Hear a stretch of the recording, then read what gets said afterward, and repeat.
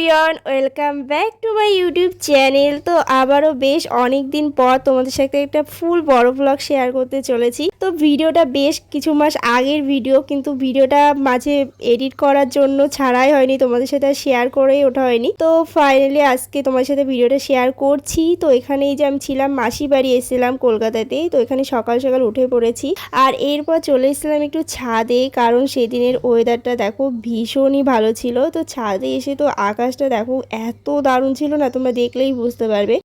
ওয়েদারটা সকাল থেকে এরপর ভীষণ ভালো ছিল। আর এখানে ছাদে এসে দেখলাম এই যে আমার মাসি তো প্রচুর ফুল গাছ লাগিয়েছিল। তো সেই ফুল গাছগুলো এখানে দেখছিলাম, অনেক রকমের ফুল গাছ ছিল। আর এরপর দেখো শুধু ফুল গাছ নয়, আর তার পাশাপাশি কিন্তু মাসি অনেক পাখিও পুষেছিল। তো এখানে সেই পাখিগুলোই দেখছিলাম, অনেক রকমের মুনিয়া পাখি ছিল, মানে প্রচুর পাখি ছিল। আর সাথে মাছও তোমাদের প্রথমে দেখালাম। এরপর ছাদে কিছু ভেজা জামা কাপড় নাড়াচ্ছিল, তো সেই ভিজে জামা কাপড়গুলো এরপর আমি ছাদে মেরে নিলাম। আর এখানে দেখো এরপর বিকেলে কিন্তু একটা জায়গায় ঘুরতে যাব। তো কোথায় ঘুরবো, কি করব, সবটা তোমার সাথে ভিডিওতে শেয়ার করব। ভিডিওটা শেষ পর্যন্ত দেখতে থাকো। তো এখানে এই যে বিকেলবেলা আমি রেডি হয়েও নিয়েছি ঘুরতে যাওয়ার জন্য। আর এখানে এই যে গাড়িতেও বসে পড়েছি। তো এখানে সবাই মিলে এরপর বেরিয়ে পড়েছি ঘুরতে যাওয়ার জন্য। তো চলো ভিডিওটা তোমাদের সাথে পুরো শেষ পর্যন্ত দেখতে থাকো তোমরা।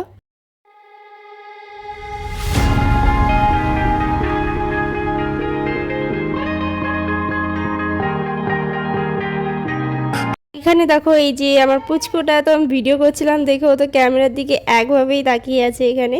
আর এখানে যে এরপর আমরা হাইওয়েতে যাচ্ছিলাম। তো হাইওয়েতে যাওয়ার পথে দেখো দেখতে পেলাম এটা ছিল কিন্তু শাহরুখ খানের ফ্ল্যাট।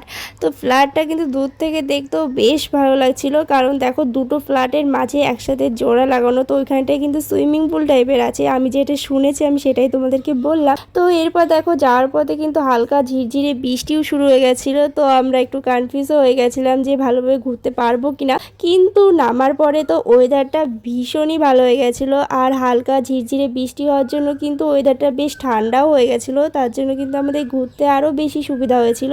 তো এখানে এই যে এরপর আমরা সবাই তো পৌঁছে গেছি। আর এখানে এই যে মন্দিরের বাইরে তো এখানে সমস্ত টাইম টেবিলও দেওয়া আছে, তোমরা চাইলে কেউ যদি এখানে আসতে চাও টাইমটা পজ করে নিয়ে দেখে নিতে পারো। তো এখানে এই যে পৌঁছে গেছি, আর দেখো মন্দিরটা কিন্তু ভীষণই সুন্দর লাগছিল। আর তোমরা যদি কেউ কলকাতায় এরকম নতুন কোনো ঘোরার জায়গার সন্ধান চাও তো এইটা কিন্তু একদম পারফেক্ট আছে। আর দেখো হালকা বৃষ্টি হওয়ার জন্য কিন্তু এখানে আকাশে রেইনবো দেখতে পাচ্ছিলাম। তো এরপর আমরা মন্দিরের চারপাশটা ঘুরে দেখছিলাম, আর তারপর আমরা গিয়েছিলাম মন্দিরের ভিতরে। তো মন্দিরের ভিতরে কি আছে সেটা আমি তোমাদের সাথে একদমই শেয়ার করতে পারছি না, কারণ মন্দিরের ভিতরে একদমই ফোন অ্যালাউ ছিল না। আর এরপর মন্দিরের ভিতরটা ঘুরে আমরা সেখানে পুজো দিয়ে তারপর বাইরে বেরিয়ে পড়েছি। আর এরপর এখানে সবাই মিলে খাচ্ছিলাম পুজোর প্রসাদ। আর তারপর আমাদের ঘুরতে ঘুরতে বেশ সন্ধ্যা হয়ে গেছিলো। তো এখানে তো সন্ধ্যার পরে দেখো হালকা লাইটও জ্বালাতে শুরু করে দিয়েছে। আর এখানে দেখো এই যে পুচকুটা তো এখানে জামাইবাবুর সাথে খেলা করছিল। আর তারপর দেখো লাইট জ্বালানোর পর তো মন্দিরটা দেখতে আরও সুন্দর লাগছিল, মানে ভীষণই ভালো লাগছিল এরপর এই জায়গাটা। আর তারপর আমরা মন্দিরটা ঘোরা কমপ্লিট করে সেখান থেকে পাশেই গিয়েছিলাম, একটা খাবার জায়গা ছিল। তো মন্দিরের সাইডেই ছিল এই জায়গাটা। তো এখানে আমরা সবাই মিলে এবার গিয়েছিলাম খাবার খেতে। তো এখান থেকে নেওয়া হয়েছিল খিচুড়ি, তার সাথে ছিল ধোসা, আরও এখানে অনেক কিছুই খাবার নেওয়া হয়েছিল। তো এখানে এই যে এরপর সমস্ত কিছু খাবার আমরা খাচ্ছিলাম। আর এখানে লাস্টে নেওয়া হয়েছিল দই বড়া। তো এর টেস্টটা তো বেশ ভালো ছিল। আর এখানে সমস্ত কিছু খাওয়া দাওয়া কমপ্লিট করে আমরা তারপর ঘোরাটা কমপ্লিট করে এখানে চলে যাচ্ছি এখন বাড়ির দিকে। আর আসার পথে দেখো এখানে এই যে কলকাতার ওয়াল ক্লকটাও চোখে পড়লো, যেটা রাতের বেলা তো দেখতে আরও সুন্দর লাগে।